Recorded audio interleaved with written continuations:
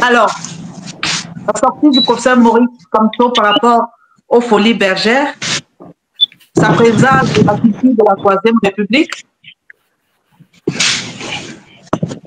Je pense qu'on n'a même pas attendu cette sortie de M. Maurice Kamto, cet encouragement à y aller, à soutenir ces artistes qui, au demeurant, avaient participé à son interview et n'avaient pas été plus impertinents qu'on aurait l'être quand on est dans le champ politique. Donc, c'était des sorties plutôt tout à fait normales. Mais malheureusement, le peuple camerounais n'est pas habitué à une certaine impertinence. On reste dans des schémas très protocolaires au Cameroun. On n'a qu'à voir comment est-ce que M. Paul Biya inflige un supplice à toutes les personnes qui le côtoient et qui viennent lui adresser des vœux de fin d'année. On voit le Dunquois Challenge à vous donner, je ne sais pas, un torticolis ou alors une scoliose. On est habitué à ça au Cameroun. Et donc, les gens, ça a été un choc. À quelque chose, malheur est bon. Ce qui s'est passé, et avec le tollé que ça a fait, le recadrage du directoire du MRC, dont Maurice Kamto lui-même, et quelques petites personnes comme moi, parce que j'ai quand même fait quelques sorties pour dire qu'il faut arrêter ça. Je pense que certains jusqu'au boutiste, sympathisants ou membres, ou je ne sais pas trop autres, mais des gens qui défendent la cause du MSC de M. Maurice Kamto, ont, je crois, appris de cette histoire et ont compris qu'il faut tempérer. Il faut tempérer. Et d'ailleurs, j'ai apprécié la sortie d'un des équipiers de M. Maurice Kamto au nom de Valsero, qui a fait un mea culpa. Vous savez tous, il a fait un mea culpa.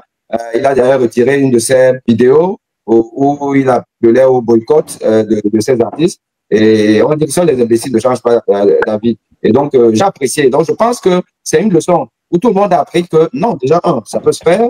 Un artiste, un intervieweur peut titiller un peu un homme politique qui brigue la magistrature suprême. On n'a qu'à voir comment ça se passe en Europe, en France et tout, en Occident. C'est comme ça. Les Africains doivent apprendre à aimer la liberté d'expression. On ne peut pas se plaindre de ce que M. Paul Biya et son équipe, avec en tête de qui vous avez Atanganji, on ne peut pas, nous ne pouvons pas nous plaindre de ce que ces gens-là nous emprisonnent dans une pensée unique. Mais en même temps, répliquer la même chose par ailleurs. Ça, là, c'est pour simplement faire la part belle. La part belle à tu référais du pouvoir qui vont oublier eux-mêmes leur tard. Et Dieu sait qu'il y en a beaucoup. Vous dites que, ben, vous voyez, on vous a dit non, c'est des nerveux, machin. D'ailleurs, aujourd'hui, comme ils sont toujours à court d'idées, mais il faut qu'ils arrivent à se rattraper quelque part pour finalement verser le tort de la mauvaise gouvernance du Cameroun à quelqu'un qui n'a jamais gouverné, M. Maurice Kamto. Il faut vous dire aujourd'hui qu'on ben, vous a dit non. Il a fallu que les moustiques, les copeaux viennent le voir, négocier un peu pour qu'ils finalement donnent son OK à la base de les laisser tranquilles. Ils peuvent prester. Donc, du coup, il y a un lien entre le MSC et la base. Voilà un peu les raccourcis très malhonnêtes que font les turéférés du pouvoir et leurs communicants sur les plateaux télé pour expliquer l'inexplicable. Et j'ai envie de dire, même pas extraordinaire, moi je parle même sur cette absurdité que M. Maurice Kamto, c'est lui qui donne le là à la base pour boycotter ou ne pas boycotter les artistes. Donc, j'ai envie de dire que c'est tant mieux. Ça veut dire que voilà, quelqu'un qui, quand il va arriver au pouvoir, il va écouter le peuple, puisque beaucoup de gens se sont quand même élevés contre ce boycott programmé.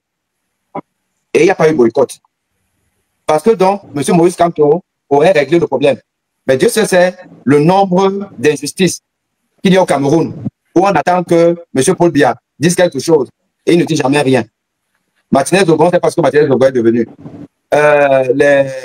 Les exactions de Meyo, il n'y a pas eu un mot de dit. Quel que soit ce que vous voulez, la mauvaise gouvernance, de toute façon, M. Paul Biya, il est silencieux. Donc, en réalité, j'ai envie de dire que quelque chose, même malheur est bon. Si ceci même est vrai, c'est seulement la preuve que M. Maurice Kamto est donc sensible à la culture.